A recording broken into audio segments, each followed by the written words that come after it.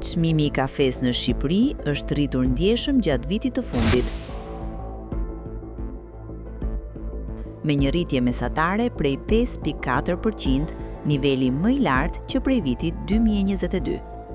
Në zonat më të frekuentuara të Tiranës, një filxhan kafe kushton sot minimalisht 110 lekë, ndërsa edhe në periferi, çmimet kanë shkuar në 80 deri 90 lekë.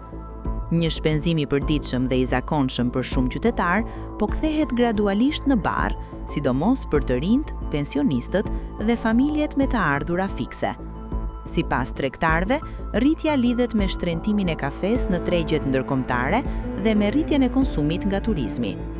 Prodhimi global është goditur nga ndryshimet klimatike, me thatësira dhe mot ekstrem në vende si Brazili dhe Vietnami, duke ulur ofertën dhe rritur çmimet. Nga ana tjetër, kërkesa në rritje në nivel botror dhe fluksi i lartë i turistëve në Shqipëri kanë shtyrë bizneset të rrisin çmimet, pasi kafeja po shitet gjithnjë më shumë me standardet e tregut turistik. Si pasojë, çmimi rritet për të gjithë, ndërsa rituali i përditshëm i kafes po bëhet më i kushtueshëm për konsumatorin vendas.